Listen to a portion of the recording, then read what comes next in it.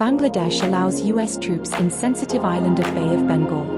Former PM Sheikh Hasina's charge about American pressure is proving true.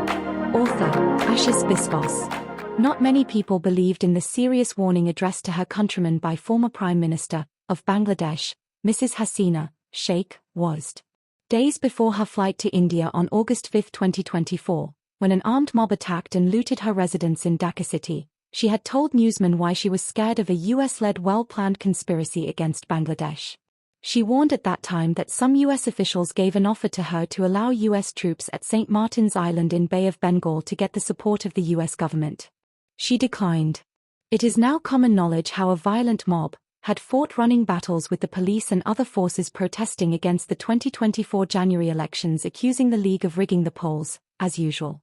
Between July and August 2024, an estimated 1,400 people, mostly youths, had been killed in clashes against the police and suspected League supporters. Some of the victims were voters, supporters, activists of the ruling AL party. Also apart from the anti-quota movement, students. As the Army Chief Wakaru's summon clarified later, the Prime Minister's request to open fire against the thousands-strong armed mob was rejected. She had no choice but to escape to India by a special flight immediately, to save herself. This happened on August 5, 2024.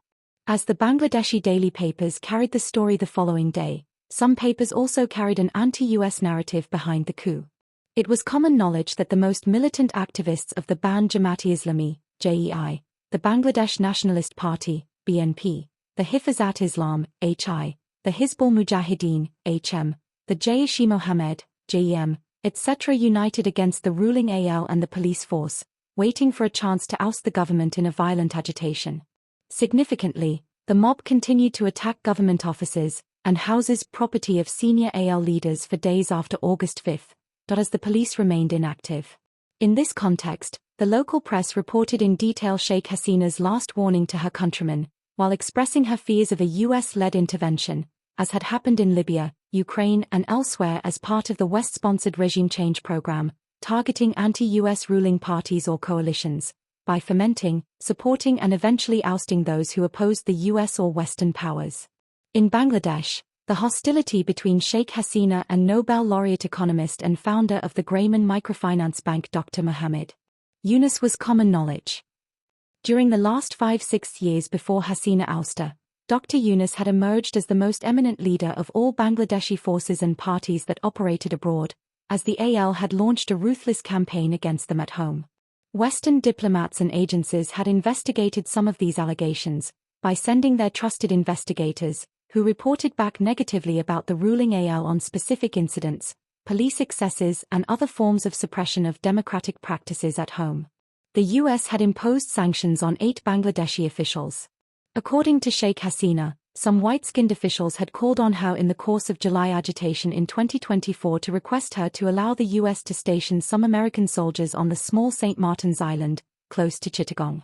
She was told that if she, Bangladesh, agreed, the AL government would be helped in every way by the US and its allies in future and the opposition's complaints would be ignored. Hasina claimed to have toned down the request instantly. She had told them that she or her party could never decide to hand over part of their national territory to foreign countries or agencies through secret deals, etc. The unofficial delegation sent apparently by the US went away dissatisfied, according to her. She then decided to report the matter to a section of the press. But the local US embassy consular staff all vehemently denied any knowledge of the so-called offer to the Bangladesh Prime Minister. Not unknown to the governments of Myanmar or Bangladesh, the Americans have somehow sent over 100 army personnel close to the coastal areas in Chittagong region of Bangladesh. Clearly, Dr. Yunus and his officials have helped them to do this.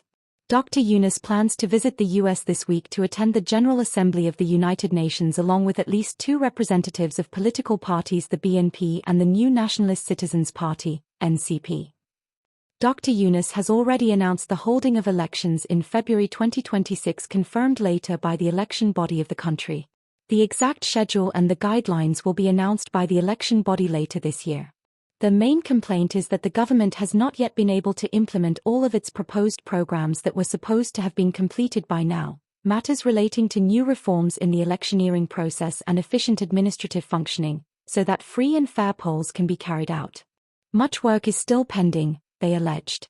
Meanwhile, both Dhaka press and sections of the Myanmar-based media have also reported that India too has sent about 120 army personnel and advisors into the Rakhine province in Myanmar, following its contacts with the ruling Arakan army. Obviously, with neither China nor India being favorably disposed towards a U.S. military presence in the strategically important Bay of Bengal region along with its rich energy resources and locational importance of the coastal areas of India, Myanmar and Bangladesh, it may be a question of time before local tensions flare up. In view of these developments, it seems former PM Sheikh Hasina's claims were based on facts. Interestingly, the Russians had also warned Bangladesh officials about the possibility of coup before August 5 last year. China too may react by sending its naval troops in the area, according to a section of Bangladeshi officials. For India, the trends are ominous as India's northeastern borders along Bangladesh and Myanmar are facing threat due to the U.S. troops' presence in the Bay of Bengal island near Chittagong Hill tracts bordering Manipur. For Narendra Modi, the woes are accentuating.